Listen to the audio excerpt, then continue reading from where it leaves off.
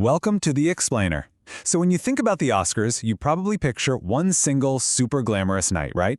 Well, the truth is, the real event is a months-long, high-stakes film festival.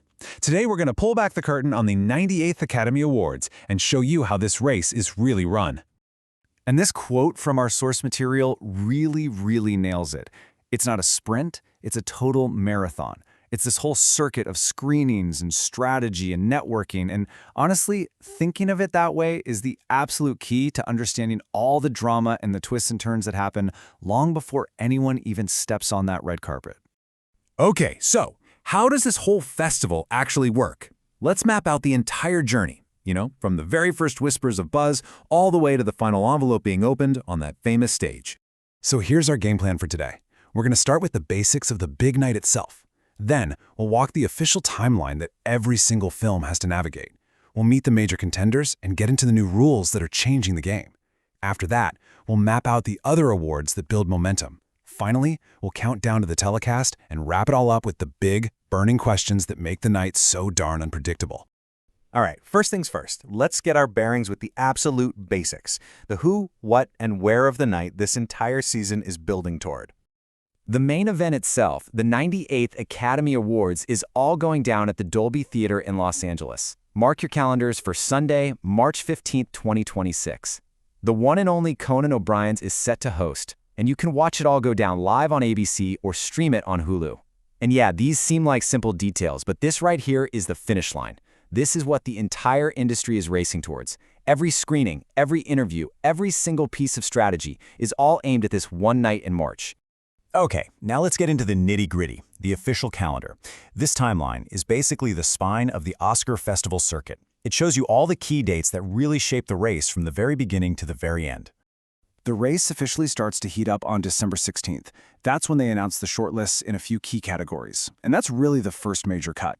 Then, boom, January 22nd, the whole world finds out who the final nominees are, and that is when the conversation just explodes. After that, you've got these really crucial industry moments. The nominees' luncheon on February 10th, for example, is often called the season's friendliest pressure cooker. It's this rare chance for all the contenders to be in one room and kind of size each other up. Then you have things called bake-offs, where people in categories like sound and visual effects get to present their work directly to voters. It's all leading up to that final voting window, which opens on February 26th. So the bottom line here is that the road to Oscar night is a long and very structured journey. It's a series of official checkpoints that systematically whittles down a huge field of films to just a handful of the chosen few. All right, now for the fun part. Let's meet the main characters in our story, the films themselves, and get into the really crucial new rules of the game that they're all playing by this year. I mean, if there's one dominant headline this season, it has got to be Sinners. It's directed by Ryan Coogler, stars Michael B. Jordan, and this film has been at the very center of the cultural conversation since the moment it came out. And here's why it is just dominating. Sinners landed a record-breaking 16 nominations. Now, according to our sources, that's not just a number. It's a huge signal that the Academy is ready to fully embrace ambitious, large-scale genre filmmaking that also has deep cultural roots. It basically proves that a blockbuster can also be a serious work of art. Its main rival is Paul Thomas Anderson's film One Battle After Another. This thing is the classic contender. It's a masterclass in pure craftsmanship, and it's backed by this really disciplined, well-respected campaign. It is the definition of an industry respect pick. And rounding out that top three is Chloe Zhao's Hamnet.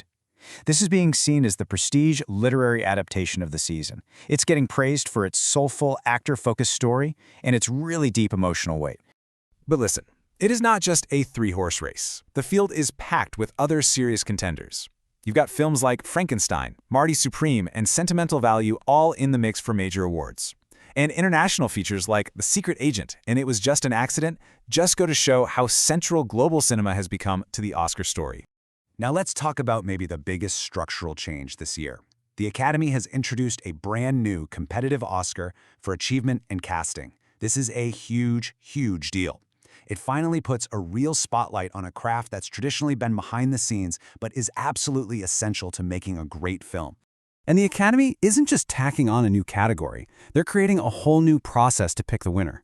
It starts with a short list of 10 films. Then, those contenders have to participate in a bake-off, which is basically a formal showcase with film clips and interviews. From there, the casting branch votes to select the final 5 nominees. 2 other rule changes are also really shaping the race. First is something called verified viewing. This means members now have to watch every single nominee in a category before they're allowed to vote on it in the final round. Second, the Academy has issued guidance on AI, basically clarifying that using it neither helps nor harms a film's chances. The judgment, they say, remains on human creativity. So to put it all together, between the major contenders, this brand new casting award, and these new rules on viewing and AI, the game has definitely changed this year. It adds all these new layers of strategy for every single campaign out there. Okay, so we've met the players. Now let's talk about the proxy battles. These are the other big award ceremonies that happen all season long. Now, they don't decide the Oscars, but they act like forecasts, building up narratives and creating that all-important momentum. This table is kind of like our momentum map. And I gotta stress, this is all analysis, not a crystal ball, but the signals are fascinating. Paul Thomas Anderson's win at the Directors Guild Awards, that is a huge indicator, as it's historically one of the best predictors for the Best Director Oscar. And One Battle After Another also took the top prize at the Critics' Choice Awards, which really cemented its status as a consensus favorite. But look a little closer. The Golden Globes spread the love, right? They honored Hamnet, and they gave Sinners a special nod for its box office achievement. That prevents one film from just running away with the whole narrative. So the key takeaway here, while One Battle After Another has some serious momentum, key wins for its rivals prove this race is very, very far from over. All right, let's fast forward a bit. Let's shift our focus to the big show itself, the host, the red carpet, and what you should be watching for on the night of March 15th. Now, this quote from the host, Conan O'Brien, tells us a lot about the tone of the evening. He's signaling a move away from sharp political satire. Instead, he wants a night that's more focused on celebrating the films and the artists, basically arguing that anger just isn't the best fuel for comedy. These are the little things that really create the texture of the night. On the red carpet, you've got to look for Amelia de Moldenberg, whose interviews are pretty much guaranteed to create viral, humanizing moments.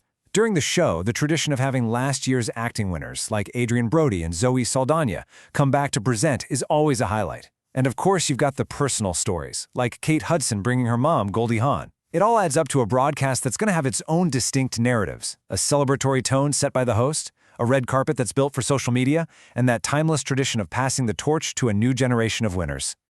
We've gone through the entire season. We've met the key players, we've covered the rule changes and the show itself. But as we head into this final stretch, it all boils down to a few crucial questions that can only be answered on the night. And this right here is the central million-dollar question that campaign strategists have been debating all season long. When a film like Sinners gets a record number of nominations, does that create this unstoppable wave of momentum? Or does it trigger a share-the-wealth mentality among voters who might decide to spread their votes around to other deserving films? It's that dynamic that makes the final night feel less like a coronation and more like a championship game. And at the end of the day, that is the most important takeaway of all. We can analyze the precursors, we can track the buzz, we can debate the strategy all we want. But until those envelopes are finally opened up on that stage, nothing is certain. And that uncertainty, well, that's what makes the entire elaborate and incredibly entertaining festival season of the Academy Awards so fascinating to watch.